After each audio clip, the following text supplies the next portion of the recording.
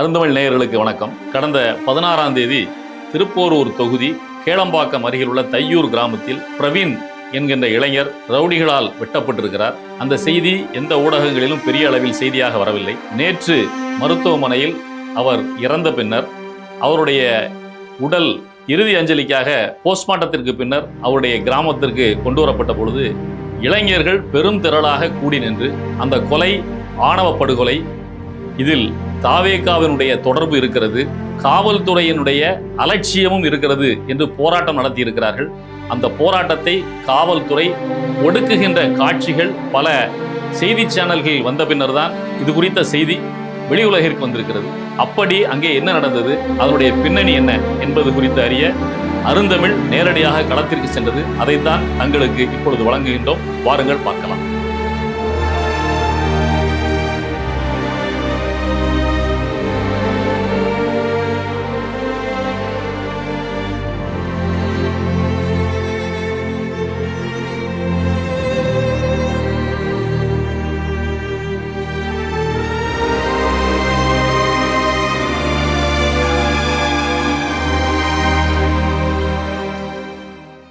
திருப்போரூர் கிராமத்தில் தையூர் கேளம்பாக்கம் அருகில் இருக்கிறது. அங்கே ஏழுமலை என்கின்ற ஒரு நபர், அவர் ஏற்கனவே அதிமுகவினுடைய கிளை செயலாளராக இருந்தவர். தற்பொழுது அவர் தாவேகாவில் இருக்கிறார். இவர் யாருடைய ஃபாலோயர் அப்படின்னு சொன்னால் மரகதம் சந்திரசேகர், முன்னாள் எம்பி, முன்னாள் எம்எல்ஏ அப்படின்னு சொன்னால் சமீபத்தில் தமிழக சட்டமன்றத்தில் தன்னுடைய எம்எல்ஏ பதவியை ராஜினாமா செய்துவிட்டு மேல் மாடிக்கு போய் தாவேகாவினுடைய உறுப்பினர் அட்டையை அமைச்சர் ஆனந்த் அவரிடம் பெற்ற ஒரு எம்எல்ஏ, தன்னுடைய பதவியை ராஜினாமா செய்தவர். அவர் தான் மரகதம் குமரவேல். அவருடைய கணவர் குமரவேல், அவர் அதிமுகவினுடைய பழைய ஒன்றிய செயலாளர். மரகதம் குமரவேலும் அவருடைய கணவர் குமரவேலும் பெரிய மாநாடு போன்ற ஒரு கூட்டத்தை மதுராந்தகம் அருகில் நடந்து தாவேகாவில முதலில் இணைந்தவர்கள் இவர்கள் தான். அந்த மரகதம் குமரவேலுடைய கணவர் குமரவேல் தான் அந்த தையூர் கிராமத்தினுடைய பஞ்சாயத்து தலைவரும் கூட. ஆக இந்த ஏழுமலை என்பவர் அவருடைய ஃபாலோயர். அவரும் சேர்ந்து தாவேகாவில் இணைந்திருக்கிறார். ஆக தாவேகாவில் இணைந்த பின்னர் தான் இந்த கொலைக்கான அச்சாரம் போடப்பட்டது அப்படின்றதான் அந்த கிராமத்து மக்களுடைய குற்றச்சாட்டு. அது டிவிக்கேல இப்பதான் ஜாயின் பண்ணாரு. ஏற்கனவே இதில் இருந்தாரு, ஏற்கனவே ஏடிஎம்கேல இருந்தாரு. சரி, இப்போ மாவட்ட செயலர் புதுசா குமரவேலுக்கு போஸ்டிங் கொடுத்தாங்க. மரகதம் குமரவேல் சேர்ந்தாங்க. குமரவேல் ஆமா, அவங்க வந்தோடனே இவங்க எல்லாருமே வந்துட்டாங்க. இவங்க அவங்களுடைய ஆதரவாளர்கள். ஆமா, ஆதரவாளர்கள். டிவிக்கேல சேர்ந்தாங்க. அதிமுக என்ன பொறுப்புல இருந்தாரு, இப்ப டிவிக்கேல என்ன பொறுப்புல இருக்கிறாரு? அண்ணா திராவிட முன்னேற்ற கழகத்தில் இருக்கும்போது அவர் கிளை செயலாளராக நம்ம இருந்தார். ஏழுமலை. ஆமா. சோ இப்ப டிவிகே வந்திருக்காங்க. ஆனா போஸ்டிங் மாதிரி எதுவும் யாருக்கும் கொடுக்கல. அரசியல் ரீதியான பின்புலமும் அவருக்கு இருக்கு. இந்த ஏழுமலை அவருடைய மகளும் அந்த ஊரை சார்ந்த பிரவீன் என்பவரும் ஒருவர் விரும்பி இருக்கின்றார்கள். அந்த பிரவீனை ஏழுமலை அவருடைய குடும்பத்தை சார்ந்தவர்கள் பல முறை அழைத்து கொலை மிரட்டெல்லாம் விடுத்திருக்கிறாங்க. பையன்கிட்ட சொல்லுவான், நீ பேசுமான்னு சொல்லுவான். நான் பேசுவேன். என் பையன் இனிமேல் தப்பு பண்ண மாட்டான். உன் பொண்ணு தான் என் பையனுக்கு ஃபோன் பண்ணுது, வந்து பாருங்க, ஃபோன் பண்ணிங்க அடுக்குது, வந்து பாருங்க. நானே சொல்லுவேன், என் பொண்ணு தப்பு பண்ணாது, என் பொண்ணை நான் திட்டம் பண்ணிக்கிறேன், உங்க பையனை நீங்க திட்டம் பண்ணிங்க சொன்னாங்க சார். சொன்னாங்க சார், நானும் சொல்லிட்டேன், நீ தப்புலாம் பண்ணாது. அவங்க பெரிய இடம், அவங்களுக்கு எல்லா வசதியும் இருக்குது, நம்மளுக்கு எதுவுமே இல்லை, நம்மளுக்கு போனா உண்டுதான், இல்லைன்னா ஒண்ணுமே கிடையாது. நம்ம கஷ்டப்படுற குடும்பம், நம்மளுக்கு சப்போர்ட் பண்றதுக்கு ஆள் யாருமே கிடையாது, நம்மளுக்கு பணம் கிடையாது, அவங்களுக்கு எல்லாம் இருக்குது, பணம் இருக்குது, அவங்கள பார்த்தாலே ஒரு இதுவாவே இருக்கும் சார். அந்த பையனை பார்த்தா ஒரு நம்ம ஜவுளி கடையில பொம்மை நிக்கிற மாதிரி நின்று இருப்பான் சார். அவன் அவ்வளவு பெரிய ரவுடி. அவன் அந்த கௌதம்ன்றவன் அவ்வளவு பெரிய ரவுடி. அவங்க அப்பா என்ன போன் பண்ணி ஒரு நாள் மிரட்டினாரு. இது மாதிரி சொல்லிட்டு போன் எல்லாம் புடிங்கி வச்சுக்கினாங்க. நான் கஷ்டப்பட்டு நான் வீட்டு வேலை செய்து வாங்கினேன்னா அது போனை கொடுத்துரு, அந்த போனை கொடுத்துட்டுனா இல்லம்மா போன் இல்ல உடஞ்சிச்சு அப்படின்னு என்னென்னவோ சொல்லி பார்த்தாரு. நானும் விடல. உன் மேல உன் பொண்ணு மேல தப்பு இருக்குது, உன் பொண்ணு திட்டம் பண்ணிடுறேன், நான் என் பையனை திட்டம் பண்ணிடுறேன், எங்க போனை கொடுத்துருங்க, நாங்க கஷ்டப்பட்டு வாங்கணும், நாங்க விட மாட்டோம் உங்களுக்கு எல்லாம் சொல்லிட்டு நாங்க கேட்டோம். சரி கொடுக்குறோமான்னு ஒரு ட்ரிப்பு கொடுத்துறாரு. அதே எங்க மரம்புள்ள போனதுக்கு அடிச்சாங்க. இதே எங்க தம்பி போய் வீட்டாண்ட சமாதானம் பேசிட்டு வாங்கி வரலான்னு எங்க தம்பியே அடிச்சாங்க. எல்லாரும் ஆளை வச்சு மிரட்டுறாங்க. எங்க தம்பியை அடிச்சு அமிச்சாங்க. என் தம்பியை வந்துட்டாங்க. இவங்க யாருக்கும் இது பண்ணல. அப்படியே வேற யார்கிட்டயோ ஃப்ரெண்டுங்க கிட்ட எல்லாம் பேசி அப்படியே அந்த போனை வாங்கினாங்க. இவங்களுக்கே போன் பண்ணி ஏழுமலை உன் பையனை வரணும்னு சொல்லு, வந்தானா அவன் தலையே இருக்காது அப்படின்ற மாதிரி இவங்களுக்கு பர்சனலா போன் பண்ணி மிரட்டுறது. இவங்களையும் எல்லா வேலையும் பண்றது. இப்போ அந்த இது கொலை மிரட்டல் விடுத்திருக்கிறாங்களே, இவங்க ரெண்டு பேரும் காதலிக்கிறாங்களே, காதலிக்க கூடாதா இல்லை வேறு வேறு சமூகத்தை சார்ந்தவர்களா அப்படின்னு பார்த்தா இல்லை, இருவரும் ஒரே சமூகத்தை சார்ந்தவர்கள் தான். ஆனால் பணபலத்தில் மேலும் கீழுமானவர்கள், வர்க்க பேதம் உடையவர்கள். ஏழுமலை ஓரளவு வசதி படைத்தவர். அங்கே உள்ளவர்கள் பேசுகின்ற பொழுது அவர் அங்கே ரியல் எஸ்டேட் வியாபாரம் செய்து வருகிறவர் அப்படின்னு தெரியுது. அந்த பிரவீன்குமார் என்றவர் சாதாரண நடுத்தர ஏழை குடும்பத்தை சார்ந்தவர். ஒரே சமூகத்தில் பிறந்திருந்தா கூட பண ஏற்றத்தாழ்வு இருந்தால் ஒருவரை ஒருவர் காதலிக்க கூடாது அப்படின்றது இன்னைக்கு இந்த உலகத்தில் இருக்குதோ அப்படின்னு தோன்றுது. அப்போ ஒரே சமூகத்தை சார்ந்தவர்களாக இருந்தால் கூட அவர்கள் ஒரு காதலுக்கு எதிர்ப்பு தெரிவித்து இந்த ஏழுமலை அவருடைய மகளை இவர் காதலிக்க கூடாதுன்னு பல முறை மிரட்டல் விடுத்திருக்கிறார். அதன் பிறகு அவர் ரவுடிகளை பயன்படுத்தி அந்த கொலையையும் அரங்கேற்றியிருக்கிறார். இது வந்து என் மச்சான் வந்து இது அஸ்வத்தின்ற ஒரு பொண்ணு வந்து ஏழுமலை அவங்க பொண்ணு, புதிய காலனி. அந்த பொண்ணை வந்து ஒரு 4.5 வருஷமா விரும்புகிறாப்புல. சரி சரி. இது என்ன ஆகுதுன்னா, அவங்க வந்து என் பொண்ணை விரும்பக்கூடாது, நீங்கள் வந்து இப்படி இருக்கிறீங்க அப்படின்னு தான் ஏளனமாக பார்த்து தான் அவனுக்கு இந்த செய்கை எல்லாமே பண்ணியிருக்காங்க. நான் சொல்கிறேன் இத்தனைக்கும், இனிமேல் வந்து என் மச்சான் இனிமேல் வரமாட்டான் உங்கள் பொண்ணு பின்னாடி, நான் என் மச்சாங்கிட்டே நான் பேசுகிறேன். அந்த அளவுக்கு ஒரு பொறுமையாக பேசிட்டு தான் நான் வந்தேன். ஓ சரி சரி. ஆனால் இந்த அளவுக்கு அவங்க வெட்டி இது மாதிரி பண்ணியிருக்காங்க, ஆணவ படுகொலை மாதிரி பண்ணியிருக்காங்க. எங்களுக்கு ரொம்ப முடியல ஐயா, வேதனையாக இருக்குது. நீங்களும் அவங்களும் ஏற்கனவே உறவினர்கள் தானா? இல்லை உறவினர்லாம் எதுவும் இல்லை, ஒரே சமூகம் தான். ஒரே சமூகம் தான், தலித்தா எல்லாருமே. அவங்க பொருளாதார ரீதியாக அவங்க கொஞ்சம் மேலே. அவர் ஏழுமலை வந்து என்னன்னா இந்த ஊர் சொத்தெல்லாம் ஏமாற்றி வித்துக்கின்னு இந்த டபுள் டாக்குமெண்ட்லாம் பண்ணிக்கின்னு அது மாதிரி ஏழுமலைன்றது அந்த பொண்ணோட அப்பா. ஓ சரி சரி. இப்போ அவர் வந்து அந்த பொண்ணை காதலிச்சதா சொன்னீங்க இல்லையா, அந்த பொண்ணு இவரை காதலிச்சதா? ரெண்டு பேரும் பரஸ்பரமா 2 பேரும் சின்சியராக லவ் பண்ணாங்க. எத்தனை ஆண்டு? இவன் வந்து அமைதியாக இருந்தாலும் அந்த பொண்ணு விடாது, ஃபோன் ஆச்சு இது மாதிரி பண்ணு. இப்போ கூட போலீஸ் ஸ்டேஷனில் ஃபோன் இருக்கு, நீங்கள் போய் பார்த்தீங்கன்னா. யாருடைய ஃபோனு? அந்த என் மச்சானோட ஃபோனு 40 கால் 50 கால் பண்ணி வச்சுக்குது அந்த டெய்லி. ஆமா சரி. இதுக்கு முன்னாடியே மெசேஜ் பண்ணியிருக்கு, இது மாதிரி எங்க வீட்டுல இருந்து உன்னை வெட்ட வராங்கன்னா நீ எங்கன்னா போயிடுறா அப்படின்ற மெசேஜும் பண்ணியிருக்கான் வாட்ஸ்அப் மொபைல். ஞாயிற்றுக்கிழமை இந்த பிரவீன்குமாரை அந்த பகுதியை சார்ந்த சிலர் மது அருந்தலாம் வா அப்படின்னு அழைக்கிறாங்க. நண்பர்கள் தானே அலைபேசியில் அழைக்கிறாங்கன்னு நம்பி வெளியே வர்றாரு. வா காரில் வா போகலான்னு சொல்லி சொல்கிறாங்க. ஆனால் ஏற்கனவே ஒரு சின்ன சந்தேகம் இருக்கிறது, அவர்கள் எல்லாருமே எழுமலைக்கு வேண்டப்பட்டவர்கள். உங்களுக்கு பிரவீன் என்ன வேணும்? தம்பி வேணும். தம்பி வேணும். உங்களுக்கே கால் பண்ணியிருக்காங்க. நானே நேரில் போய் பேசியிருக்கேன். நான் பேசுகிறேன், நான் அவங்க சின்ன பொண்ணு அதுன்னு சொல்லியிருக்காங்க. நான் பேசுகிறேன்னு சொல்லியிருக்காங்க. அவங்க ஆல்ரெடி என்கிட்ட நிறைய வீடியோலாம் கட்டியிருக்காங்க, நான் இவ்வளோ பேர் மேட்டியிருக்காங்க, அடிச்சிருக்கேன்ட்டு. யார் வீடியோலாம் காட்டினது? யார்? பொண்ணோட அப்பா ஏழுமலை. ஏழுமலை. ஓ சரி சரி. அவர் காட்டியிருக்காரு, நிறைய பேர் வீடியோலாம் எடுத்து இந்த ஆள் அடிச்சிருக்கேன், இந்த ஆள் மேட்டியிருக்கான்னு காட்டியிருக்காரு. சரி நான் பேசுறேன்னான்ட்டு வந்துட்டேன். ஓ சரி சரி. அதுக்கப்புறம் இவங்க ஏதோ இந்த கேப்பில் எதுவும் பேசலை. இப்போ இது வந்து இப்போ ஒரு வாரத்தம் அவங்க கூட போய் சரக்கு போடலாம் வா, அவங்களே கூப்பிட்டு போய் மது வாங்கி கொடுத்து கிரவுண்டில் விளையாடி இருந்திருக்காங்க. ஞாயிற்றுக்கிழமை விளையாடி சொல்லி இது மாதிரி கூப்பிட்டு போய் பண்ணியிருக்காங்க. ஓ சரி சரி. அன்னைக்கு சம்பவம் நடக்கும்போது நீங்கள் வீட்டில் இருந்தீங்களா? ஆமாம் வீட்டில் இருந்தீங்க. அவர் இங்கேருந்து போனது தெரியும். இவங்க வந்து அழைச்சிட்டு ஆஃப் ஆயிடுச்சு, அவன் வீட்டில் இருந்தான் சார். யார் வந்து அழைச்சிட்டு போனா? நான் யாரும் வரல, ஃபோன் தான் பண்ணியிருக்கேன். யார் ஃபோன் பண்ணா? அவன் ஃப்ரெண்டு பண்ணியிருக்கான், அப்புறம் மணின்ற பையன்.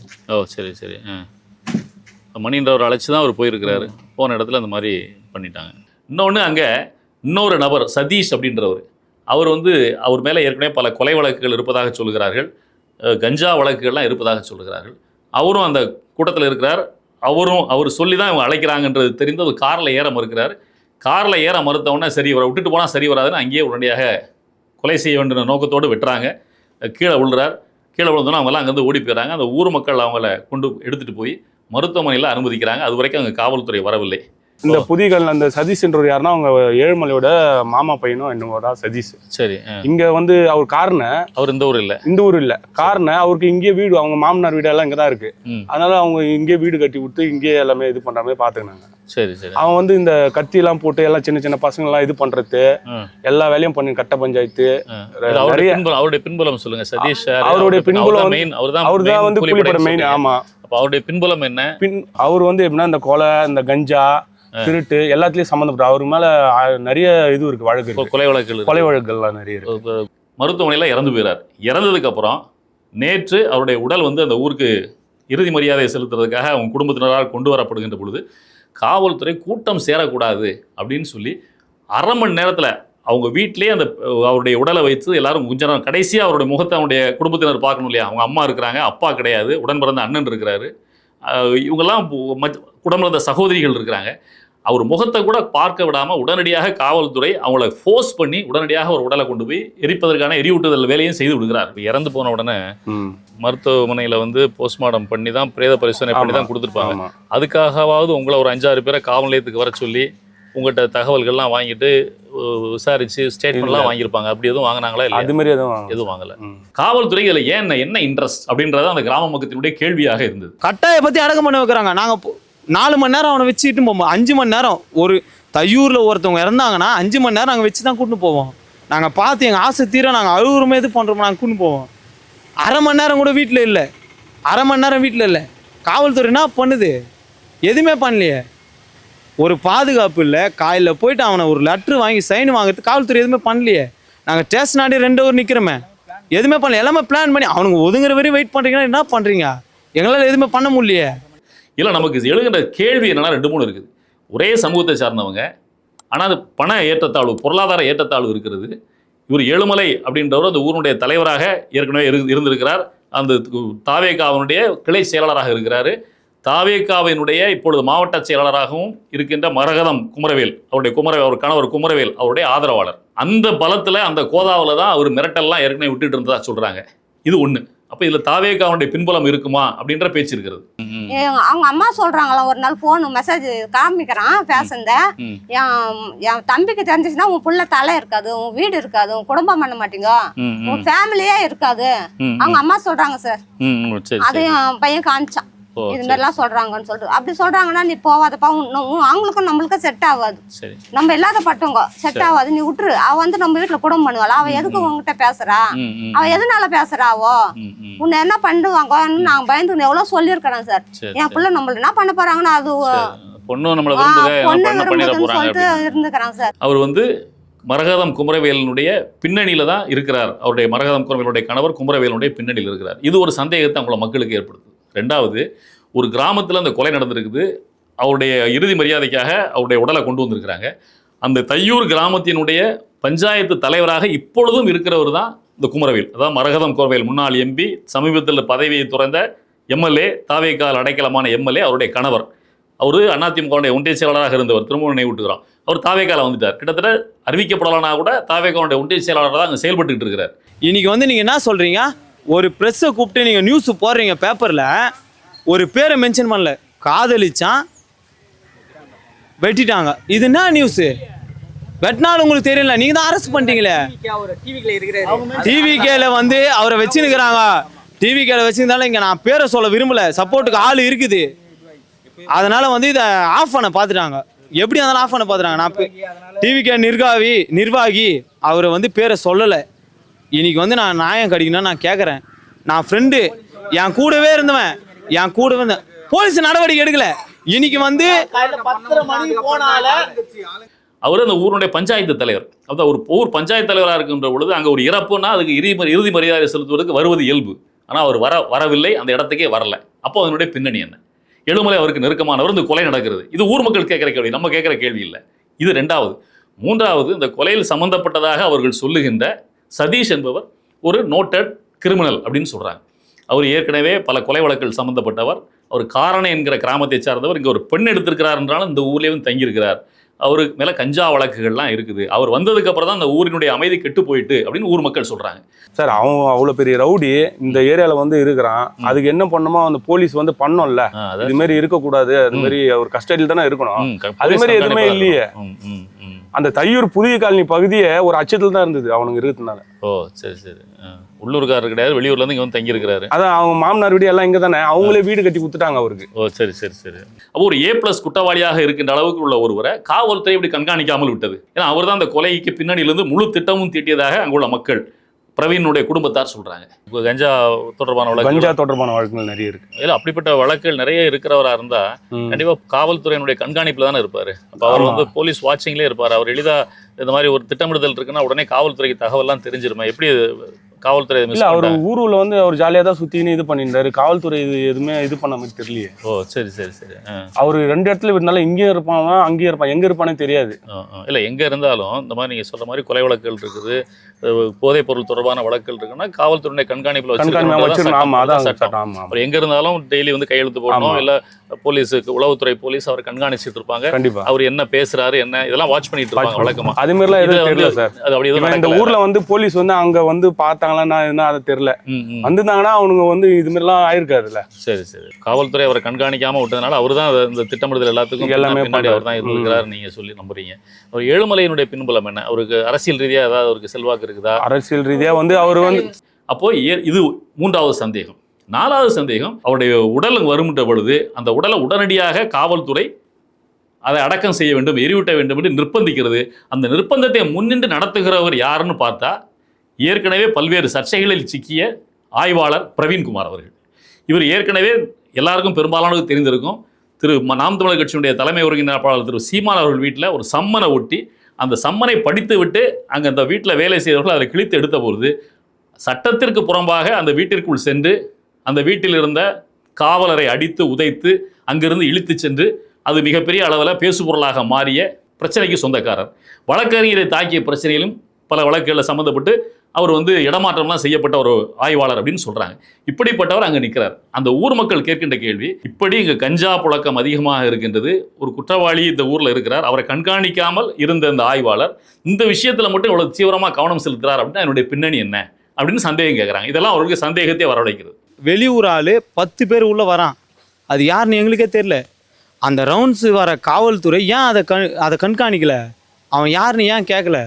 இன்றைக்கி அவனை வெட்டி போட்டு போயிட்டாங்க. ஆனால் இதுக்கு முன்னாடி ஏன் அதுக்கு நடவடிக்கை எடுக்கலை? சதீஷை இன்றைக்கி நீங்கள் அரெஸ்ட் பண்ணுன்னு சொல்கிறீங்க, எதுவுமே பண்ணலையே. செத்ததுக்கப்புறம் என்ன பிரயோஜனம்? எதுவுமே கிடையாது. போலீஸை நீங்கள் போக சொல்கிறீங்க, அவனுக்கு ஒரு நல்ல தண்டனை வாங்கி கொடுத்தாலே எங்களுக்கு போதும். நமக்கு ஏற்படுகிற சந்தேகம், மரகதம் சந்திரசேகருடைய கணவர் குமரவேல் வந்து ஒன்றிய செயலாளராக செயல்பட்டு கொண்டிருக்கிறார். அந்த ஊருடைய பஞ்சாயத்து தலைவர் அவரே வராமல் இருக்கிறார். எல்லாரும் ஒரே சமூகத்தை சார்ந்தவர்கள். அப்போ எழுமலை நட்பு அப்படின்ற ஒரே காரணத்திற்காக எழுமலை அவரை நம்பி இந்த கட்சியில் தாவேக்கால நிற்கிறார்ன்றனால அவரால் செய்யப்பட்ட கொலை, அவர் குடும்பத்தினரால் செய்யப்பட்ட கொலைன்றதுக்காக அவர் வராமல் இருக்கிறாருன்னா அப்போ யாருடைய பின்னணி, யாருடைய தைரியத்தில் இது நடந்திருக்குதுன்னு ஊர் மக்கள் கேள்வி இருக்கிறாங்க. உங்களுக்கு ஃபுல் சப்போர்ட்டாக அவங்களுக்கு தான் பண்ணுறாங்க. அதான் பண்ணுறாரு குமரவேல் தலைவர், அவர் தான் அதுதான் பண்ணுறாரு. ஆமாம், ஏன் குமரவேல்? ஆமாம், ஃபர்ஸ்ட் ஸ்டார்டிங் அவரும் அதுதான் பண்ணுறாரு. தலைவர் குமரவேல் அவர் பேர். சொல்லுங்க. அவரும் அதான் பண்ணுறாரு. எதுவுமே பண்ணலையே. தையூர் ஜனம் 300 பேர் அங்கே போராட்டம் பண்ணுறோம், யாருமே வந்து ஒரு வார்த்தை கேட்கலையே, யாருமே கேட்கலையே. காவல்துறையை பொறுத்த வரைக்கும் பப்ளிக் டிஸ்டர்ப் ஆகுது. பப்ளிக் வெளியூர்ல இருக்கிறவன் நல்லா இருக்கலாம், நாங்க இருக்கக்கூடாதா? அவர் வந்து தலைவர்னா வந்து நிக்கணும்ல, அவரும் எதுவும் பண்ணல, எதுவுமே பண்ணல. சப்போர்ட் கூட. அப்போ இன்னொன்னு, தமிழகம் முழுவதும் எங்க ஆணவ கொலைகள் நடந்தாலும் முதல்ல குரல் கொடுக்கறது எந்த கட்சி அப்படின்னு சொல்லி சொன்னா விடுதலை சிறுத்தைகள் தான். இன்னைக்கு விடுதலை சிறுத்தைகள் ஆட்சி அதிகாரத்தில் பங்குல இருக்கிறாங்க. அதனுடைய எம்எல்ஏ இன்னைக்கு அமைச்சராக இருக்கிறார், ஒடுக்கப்பட்ட மக்களுடைய நலத்துறையுடைய அமைச்சராக இருக்கிறார். அப்போ அந்த சமூகத்திற்குள்ளேயே பொருளாதார ஏற்றத்தாழ்வுனால ஏற்படுகின்ற ஒரு ஆணவ கொலை இங்கே நடந்திருக்கு. சென்னைக்கு அருகில் நடந்திருக்கு. ஆனால் விடுதலை சிறுத்தைகள் இதை பற்றி எதுவுமே பேசவில்லை. அவருடைய அமைச்சர் இது குறித்து எந்த கருத்தும் தெரிவிக்கவில்லை. உண்மையிலே ஒடுக்கப்பட்ட சமூகத்தினுடைய அமைச்சராக இருக்கின்ற வன்னியரசு அந்த இடத்துக்கு வந்திருக்கணுமா வேண்டாமா? இது குறித்து அங்கே வந்து என்ன நடந்தது அப்படின்றத ஒரு துறை சார்பாக விசாரித்து அதற்கான நடவடிக்கை எடுத்திருக்கணுமா வேண்டாமா? ஒரு ஒடுக்கப்பட்ட சமூகத்தை சார்ந்த பிரவீன்குமார், 24 வயது பிரவீன்குமார் ஒரு காதலித்தார் என்ற ஒரு காரணத்திற்காக கொலை செய்யப்பட்டிருக்கிறார் அப்படின்னு சொல்லி சொன்னா அங்க வந்து நிற்க வேண்டியது யார்? ஏன் அவங்க அதை செய்யல? உலகத்துல எங்கெங்கேயோ ஆணவ கொலை நடந்தா அங்கெல்லாம் போய் நிற்கிறவங்க சொந்த சமூகத்திற்குள் நடக்கிற ஒரு ஆணவ கொலையை தடுப்பதற்கு எந்த விதமான முயற்சியும் எடுக்காமல் விடுதலை சிறுத்தைகளும் இல்ல அந்த அமைச்சரும் இருக்கிறார் என்றால் அதனுடைய பின்னணி என்ன? இதையெல்லாம் இங்க பேசு பொருளாக மாறி இருக்கிறது. எனவே இது குறித்து கண்டிப்பாக மிகப்பெரிய அளவில் விசாரணை நடத்தப்பட வேண்டும். இந்த கொலைக்கு காரணம் என்ன? அரசியல் ரீதியாக இருந்த அதிகாரத்தினால், அந்த அதிகார திமிரினால் அந்த கொலை நடத்தப்பட்டதா, இல்லை பணம் இருக்கின்ற ஆணவத்தில் நடத்தப்பட்டதா, இல்லை இந்த மாதிரி போதைப் பொருள் கலாச்சாரம் அதிகமாக இருந்து காவல்துறை கவனிக்காமல் விட்டதால் இந்த கொலை நடத்தப்பட்டதா என்பது குறித்து அரசு தீர விசாரித்து அந்த கொலையை செய்தவர்களுக்கும் போலீஸுக்கும் வேறு ஏதாவது நெக்ஸஸ் இருந்தால் அதையும் கண்டுபிடித்து, ஏன்னா ஏற்கனவே அந்த ஆய்வாளர் பல்வேறு பிரச்சனைகளில் சம்மந்தப்பட்டவர் என்பதால் கண்டுபிடித்து விரிவான விசாரணை நடத்தப்பட வேண்டும். கொலை நடந்த பிறகு அங்கு காவல்துறையினர் குவிக்கப்பட்டிருக்கிறார்கள். நாங்கள் மக்கள் கேட்கின்ற கேள்வி, இன்னைக்கு இவ்வளவு காவல்துறை இருக்குது, இங்கே இந்த கிராமத்தில் அமைதியாக இருந்த தையூர் கிராமத்தில் சில ரவுடிகள் உள்ளுக்கு வந்து குடியேறின பின்னர் இங்கே போதை கலாச்சாரம் அதிகமாகிவிட்டது, கஞ்சா புழக்கம் அதிகமாகிவிட்டது, டெய்லி ரவுண்ட்ஸ் வர்ற காவல்துறை இதையெல்லாம் ஏன் கட்டுப்படுத்த தவறியது அப்படின்றத அவங்க கேட்கின்ற கேள்வி. அப்போது இந்த கேள்வி அந்த ஊர் மக்களால் காவல்துறைக்கு எதிராகவும் வைக்கப்படுகிறது. எனவே இது குறித்து தீவிர விசாரணை நடத்தப்பட வேண்டும் என்பதுதான் அருந்தமிழினுடைய கோரிக்கை.